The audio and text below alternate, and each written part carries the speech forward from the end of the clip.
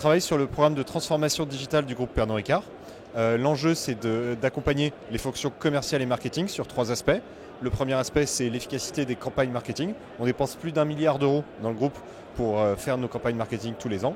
Et l'idée, c'est de les optimiser en trouvant les bons canaux, télé, réseaux sociaux et les bonnes marques à pousser, des marques comme Absolut, Jameson, et identifier en fait les bonnes poches budgétaires pour ces différents points. Le deuxième sujet, c'est sur la promotion, pour essayer de trouver les bonnes promotions les plus pertinentes pour nos équipes commerciales. Donc est-ce que c'est une promotion où il faut mettre 1 euro de réduction sur une bouteille, ou est-ce qu'il faut mettre une bouteille achetée, une bouteille offerte, et tout ça avec l'analyse des différentes données passées, on peut essayer de trouver les meilleures mécaniques et les proposer avec une discussion avec la grande distribution. Et enfin, le dernier programme, c'est autour de l'allocation de nos commerciaux sur le terrain pour trouver les bons établissements à l'aide de données telles que leur visite passée ou les réseaux sociaux pour identifier quels sont vraiment les bons segments qu'on doit utiliser en fonction de chacun de nos produits et chacun de nos commerciaux. Alors les moyens, c'est assez simple. La première chose qu'on a commencé par faire, c'est créer des équipes data globales, ce qui n'était pas le cas avant. On a créé une première équipe data côté business avec des data scientists en charge de créer ces algorithmes. Et on a aussi créé un centre d'excellence data côté IT qui a pour but d'assister et d'accélérer les projets data en mettant en place des conseils, des formations et aussi des plateformes techniques. Ensuite, on a aussi créé des plateformes techniques. Donc du coup, finalement, ces plateformes sont des plateformes globales sur les cloud providers principaux et qui ont pour but de faciliter le travail des data scientists qui ont des plateformes qui sont déjà disponibles à l'emploi.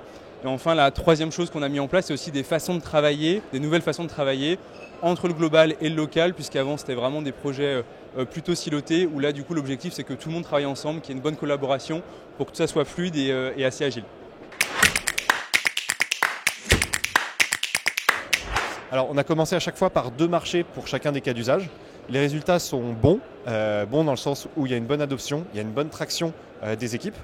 Par exemple, en France, on a identifié vraiment des promotions qui étaient avec un ROI négatif et qu'on a vraiment changé, et donc on a vraiment un retour sur investissement. De la même manière, sur les campagnes marketing, on a identifié des moments où en fait on sous-investissait. Et donc la question se posait soit d'arrêter ces investissements ou soit justement de les augmenter pour être plus pertinent. Donc bon résultat sur ces 2 programmes, et maintenant on est en train de les déployer sur les 20 plus gros pays du groupe.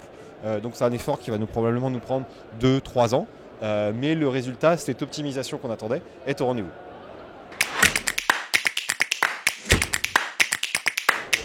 Alors je pense que le premier conseil, c'est vraiment le sponsorship, c'est essentiel. Nous finalement, depuis 1 an et demi, on a un sponsorship très fort de notre top management qui permet d'impliquer toutes nos filiales, que ce soit côté business, côté IT, et les décideurs du monde entier finalement sont derrière ce projet-là, donc ça c'est optimal. La deuxième chose, c'est vraiment le change management. Faire des algorithmes data science, finalement, pour nos techniciens et nos data scientists, c'est finalement quelque chose d'assez naturel. Par contre, pour tous les gens qui découvrent un peu la data science, c'est compliqué de l'intégrer dans leur métier. Donc le change management représente quasiment 70% finalement du travail, et on considère que c'est super important. D'ailleurs, on a une équipe qui est dédiée. Et la troisième chose, ça semble indispensable, mais c'est la collaboration finalement entre les équipes business et les équipes IT. Là, on a une très bonne collaboration entre nos différentes équipes, ce qui permet vraiment de faciliter les choses et d'avancer efficacement sur nos différents projets.